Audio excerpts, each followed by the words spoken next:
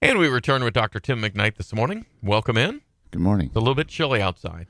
Yeah, we need to get used to it, don't we? I suppose we do. But no need to take a cold shower, but that's a different story.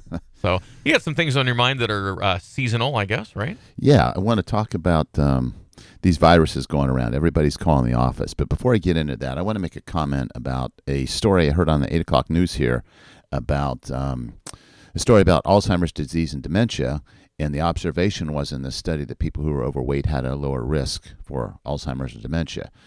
And when you hear these reports, you can't just jump and say, well, there you go. It's okay if I'm overweight. I won't have dementia or obese. And this is an observational study. So what that means is they look at a bunch of people with dementia, and then they go back and they look at all kinds of factors. They look at age, race, gender, their overall health status. They look for common diseases they might all have in common, and one of which is obesity, overweight. And they say, well, there's a trend. There's the strongest association, but an association is not causation. It doesn't cause it. So you can't just hear that report and say, well, it's okay. If I'm overweight or obese, I'm not going to be likely to develop dementia. That's not true. We've talked before about the fact that dementia, Alzheimer's disease, is now called type 3 diabetes. And diabetes tends to happen in most people that get it later in life or overweight or obese. It's an inflammatory problem. So when you hear a story like this, don't take this at face value. You have to look at the trend. And unless you're in medicine, you're following this, you're not going to recognize that. So I just wanted to preface my comments today about upper respiratory infections with that, because if anybody else heard that this morning, they might think, well, there's an excuse now. I don't have to worry about my weight. And it's not so, from a medical standpoint, it's not the weight that's the issue. It's the inflammation that comes with the weight. It's the inflammatory chemicals that happen that you create when you have this visceral fat, particularly belly fat. That sets this whole cascade of problems, including gout and diabetes and heart disease and different cancers and high blood pressure and high cholesterol. So I just wanted to preface any comments that I'm going to make with what I heard on the news this morning. Yeah. So Okay. I think people need to be aware of that. So what I wanted to talk about, a couple of weeks ago, we talked about influenza, and then we talked about RSV, and we talked about croup and these upper respiratory infections. The community right now is getting pounded by these infections, and people are calling the office. I was covering for a provider yesterday, so not only was it my patients over the weekend, but it was her patients over the weekend calling. Will you please call something in? I feel terrible. I'm coughing. I got a headache. I feel terrible. I need an antibiotic. And the answer is 9 times out of 10, no, you don't. And that's upsetting and frustrating for patients because they do feel terrible. And in the heels of COVID, people are really worried about these infections. Is this COVID? Or I had a sister-in-law who died of COVID last year. Could this end up there? Because your mind goes all over the place when you feel terrible and you don't understand how to get better. So what's happening right now is influenza A is really, really running rampant. And then there's parainfluenzas, and there are other viral infections that are all over the place. My sister-in-law, I would have bet money that she had influenza over the weekend based on her symptoms. And she had a respiratory panel done, and it was not influenza. It was another viral infection, one that I'd never heard of, but it was positive on the nasal swab. So she's better. 5 days later, she's better.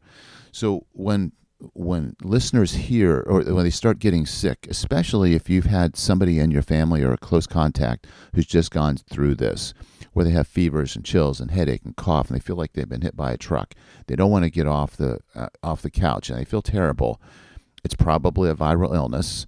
And if you've got a family member that has it, and then a few days later you develop those same symptoms, my advice is get tested. Call your provider and get a respiratory panel. It's a nasal swab, and we can tell you exactly what you have. And if you have influenza A or B, we can put you on an antiviral. There's not too many antibiotics for viral infections, but Tamiflu is one. If you get diagnosed within the first 48 hours of your symptoms, that it shortens the course, helps you feel better quicker. Instead of a typical 5-day illness, it might be 3.5 or 4 days. So it's not a magic bullet, but it can be helpful if you get it diagnosed early.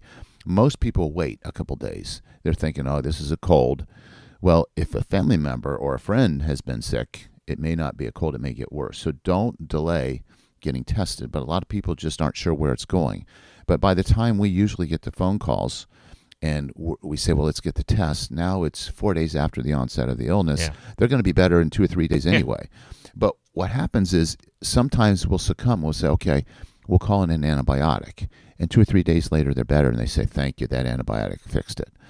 It probably didn't. It was probably time. So now there's some people that are at higher risk when they get these infections for influenza or COVID or any of these other viruses that we're testing for.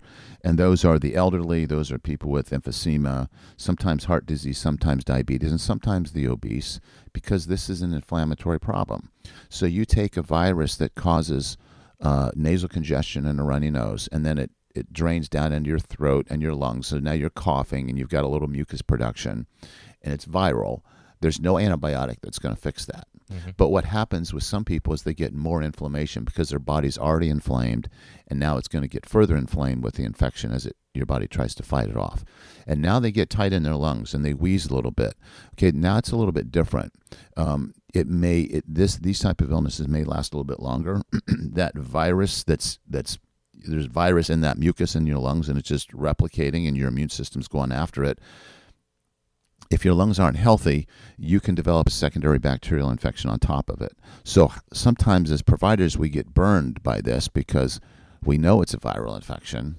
And a week later, they go to the emergency room and they get a chest x-ray and they're told, well, now you have pneumonia. And typically, most pneumonias, I shouldn't even say most, but many pneumonias are bacterial and require antibiotics. So then you look like an idiot because I told you I was sick. You told me I didn't need an antibiotic, and here I need it. Well, most of the time it's a secondary infection. It happens to some people who are at risk.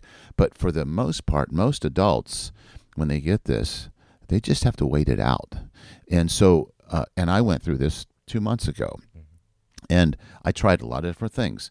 That what worked the best for me was treating my symptoms. In the daytime, I took Dayquil. In the nighttime, I took NyQuil. And it was for the sinus congestion, a cough suppressant, the mucolytic to bring that mucus up, and time. And I was annoyed because the cough lasted for 4 weeks. And I felt pretty rotten for about 2 weeks. But that's the nature of viruses. So I hope that helps. I think maybe some listeners are going to be like, no, I don't like that advice, because we have this mindset. We want to get better fast, right? Yeah. And like a strep throat, within 24 hours of an antibiotic, you got strep throat, you're better. What a blessing that is. But these viruses that are going around now, it usually isn't the case. So if you're really sick, if you have fevers and chills and you're coughing and you feel like you've been hit by a truck, you don't want to get off the couch, get checked. See if you've got influenza or one of these other viruses. But it doesn't mean you need an antibiotic. But if you've got a loved one, elderly person in the family who's struggling, and sometimes mothers particularly have that sixth sense. They can tell when the kid's got a cold and when there's something else going on. If you've got a family member that can kind of read that, get them someplace, get them into their doctor. If we can listen to their lungs, that tells us a lot. And when I get these phone calls, like I got yesterday, 20 calls, I've got these symptoms. Well, I hear 3 things: runny nose, cough, and fever.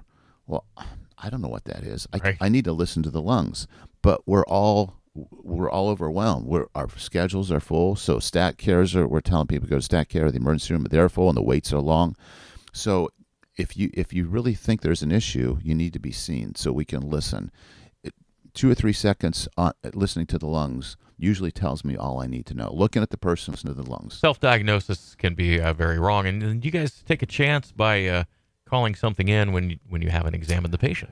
That's right, and there are certain antibiotics that are risky. They can cause secondary problems that are pretty bad. Some of these antibiotics you don't want to use them unless you're pretty confident you're going to help the problem. And the biggest issue there's a lot of good ones that we use for like amoxicillin, or we'll use Zithromax, the Z-Pak. But if we keep throwing these at people that don't really need them, we're just making these bacteria resistant to that, and eventually we're not going to have that Z-Pak. We'd love that. That's 5 days, 6 pills, and it really works well for upper and lower respiratory infections. but we can't overuse that. We need to be judicious, and people need to understand that they've got to be patient and they've got to trust their provider.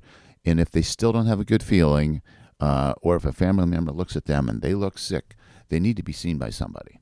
So I hope that helps. I mean, it's a tough time, but like I said, the over-the-counter medicines, go talk to the pharmacist, say runny nose, fever, chills, cough, and they'll walk right over and pull something off the shelf that's probably going to help you.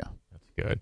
And at the gatherings this weekend, maybe keep grandma in the other room. I don't know. Yeah, and definitely, wash your hands and be careful around people, because that's gonna affect a lot of decisions about where to go this weekend, because there's going to be a lot of people sick, or either coming into it or coming off of it. If you're on the tail end of it, if you feel better but you still sound pretty bad, I'm not sure that's a restriction to stay away from family, because that's the inflammatory process healing your body. Yeah. The viral load, the amount of virus in your body and in the mucous membranes, is probably pretty low at that point when you're feeling better. I'd still keep my distance, be careful, but if you're just starting to get into this, and in 24 hours you've gone downhill pretty quick, you're probably really ramping up that virus and going to be very infective to other people. Yeah. Well, we hope that doesn't happen. Well, thank you. Have a very Merry Christmas. Same to you. Stay healthy and well. Shall we talk to you next week then? I'll be here. Yeah. All right. Very good. We'll talk with the doc. Once again, Dr. Tim McKnight here on the BT Morning Show's 8:30 High Beam.